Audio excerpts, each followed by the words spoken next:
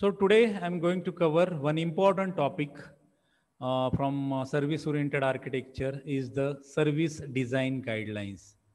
I have already covered the service design life cycle phases. So while covering that life cycle phases, we have seen the phases. Compose SOA is one of the phase.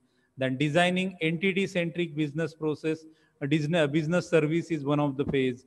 Then designing application services, designing task-centric business services, and designing the business process. So we have already seen, we have already covered the design phases, designing steps, service-oriented designing steps. So today I'm going to cover the service design guidelines. So while designing the service architecture follows certain guidelines. And today I'm covering the guidelines related with service design. So let us see the first guideline. So the first guideline is applying the naming standard. So we are identifying the candidate services. We are identifying the services. And after identifying the services, we are giving the proper name to each and every service is again important. So from that service, the requester is able to get the idea that this service is dedicated for a particular reason. So from the name, that idea is again received by the service requester. So applying the naming standard is also the important guideline. So here in applying the naming standard, what we have to follow. So at the time of labeling the services, so labeling the services is equivalent to labeling the IT infrastructure. So in IT infrastructure, we are giving the proper name so that that IT infrastructure is easily identified, easily recognized. So similarly, while developing the web services, the name given to each and every web service is again unique.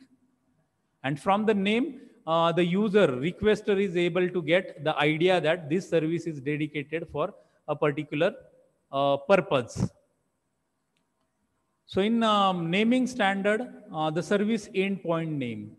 So from that endpoint, the user get the idea regarding this particular service is again dedicated for what purpose. So service endpoint names are again given carefully. So service naming is again, so giving the label, proper label for each and every service is important. And similarly, while writing the service operation, so operation names are also unique. So that from that operation name, you will get the idea that this particular service is providing, fulfilling this particular operation. Then messages. We are exchanging the messages with the help of web services. So giving the proper naming, proper message value is also important while applying the naming standard. So existing naming conventions vary by organization to organization. Some organizations employ the object-oriented naming standard, where the object is assigned the nouns and the methods are again labeled with the verbs. So similarly, we can use the noun for the web service name and the verb for the service operation. Others simply apply the verb to both component and their method. So you can apply the verb for the service as well as the verb for the service operation. So here the key is that the whatever standard you choose must be implemented consistently throughout all the service oriented solution environment. So you use any naming standard. So the naming standard is again used most preferably giving the noun and the verb to the methods. So giving noun to the services and verb to the methods. So you can prefer any naming standard, but keep that naming standard throughout consistently throughout all the service-oriented solution environment. So I'm giving you one example related with naming standard. And this naming standard, we have already covered this time submission process. And in that time submission process, we have identified different entity-centric services. And timesheet service is what? The entity-centric service. So service name is what? Timesheet. And the service operations are get recorded hour is one of the service operation, get overtime hours, then get authorization. See here, from that operation, you will get the idea that in first operation, we are getting the recorded hour information. In second operation, we are getting the overtime hours information. And third is getting the authorization in case of overtime. So give the proper, follow the proper naming convention. In case of application services, the operation need to be clearly communicate the nature of their individual functionality. For example, sir, some examples I have quoted here. Give the suitable application service operation names like get report, convert currency, notification, and verify data. So give the proper name whenever you are developing, designing entity-centric or application services or any other type of services. The second second guideline used in case of service design is apply a suitable level of interface granularity. So interface granularity is nothing but whenever we are designing the interface. So the interface is designed by the service requester for providing, for passing the required attributes, for passing the required parameters. Suppose I am requesting the account balance. In that case, I am passing my account number to the bank. So my number is so and so, and based on my number, you fetch my current balance and give the current balance to me. So in that case, while designing the user interface, I'm designing the interface in such a way that that interface is what? Here, the performance is again important. So whenever you are sending the request, you are getting the response. So performance is important. So every service is again executed, means required very less milliseconds. So within millisecond, that service is again giving you the response. So if that number of milliseconds are again less, then the service performance is again important parameter. So similarly here, while designing the interface is also one of the important feature. Coarser the granularity of the interface is less reuse it may be able to offer. So you more granular the interface, less that interface is reused. If multiple functions are again bundled into single operation, it may be undesirable. So for a single operation, single method. So single function for single operation.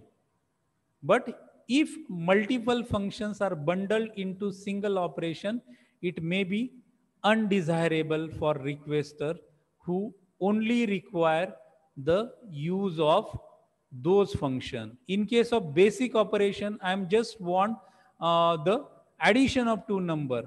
In that case, you don't bundle all the basic operation under one function. So you separate the addition functionality, subtraction functionality, multiplication functionality, and division functionality. So if a service requester just want the addition operation of two numbers, then using the interface, that user is just passing the two variable and getting the answer. So it is useful for them. So applying the suitable level of interface granularity.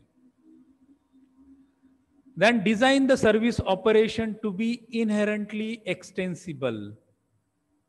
So service operations are inherently extensible, and that extensibility feature is again provided, um, is based on the end user requirement.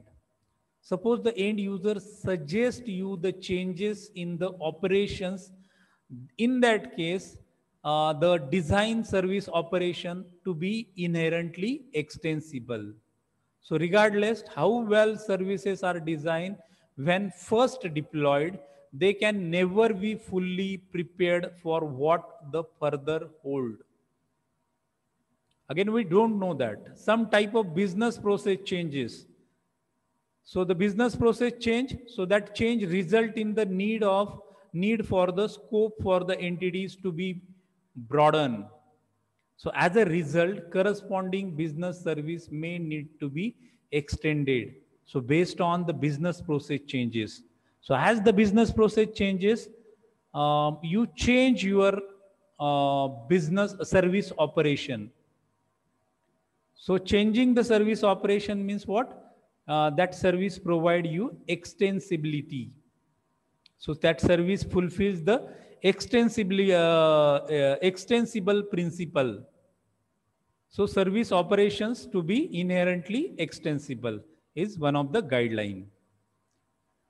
Then the next guideline is identify known and potential service requester. If you identified the service requester well in advance, in that case, you can incorporate their anticipated requirement. What type of requirement given by that service requester? If the service requester is known, then you can identify his requirement properly, and you can able to develop the service in a such a way that the service requesters all the requirements are again fulfilled. So identify the known and potential service requester, because they are giving you the input, and they are benefited from that web service. So keeping in that mind that, so identifying the known and potential service requester is one of the important guideline. Then consider using modular WSDL document. So while designing the WSDLs, we are using different tags, so that WSDL description can be assembled dynamically at runtime. So the nowadays the software developers, software providers, they automatically generate the WSDL. And that in that case, the import statement that link to separate files that contain the part of service definition.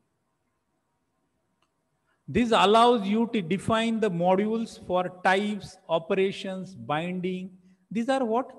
The different tags used in the WSDL document. WSDL type, WSDL operation, WSDL binding.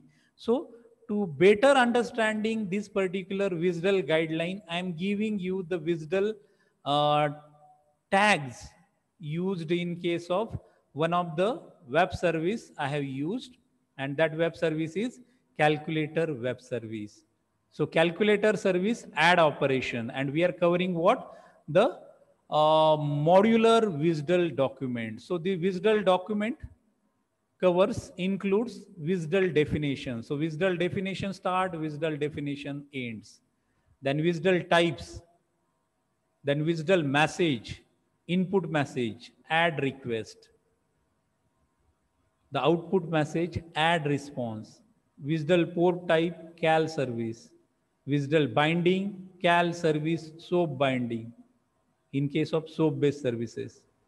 And WSDL service, actual the endpoint location. So see here, different tags are again used here. So consider the using modular WSDL documents.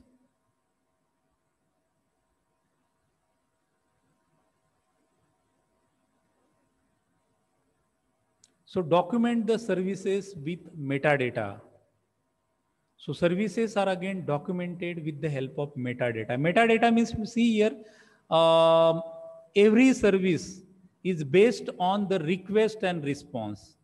So in case of balance inquiry service, I am requesting, I am sending the metadata as a account number, and based on that account number, that individual account holder balance is retrieved. So documenting services with metadata. So metadata means the request and response given by that particular service. So this specification essentially allows for a service requester to issue a standardized request message. So in sending the request, you are sending account number and you are getting the account balance. So standardize the request message that asks for some or uh, all of the meta information related to specific endpoint address. So you are sending request to the endpoint, and through that endpoint, you are getting the request. So originally, the web service metadata exchange specifications include the three types of request message, and these three types of requests are getting the WSDL document, then getting the schema, XML schema document, and getting the service policy document. So these three things are what? The type of request message used in sending the request and receiving the response with the help of metadata exchange. So metadata exchange means what? Request and response. At the time of request, I'm passing the account number, and response, I'm getting the response related with that particular request. So my account details, my balance details.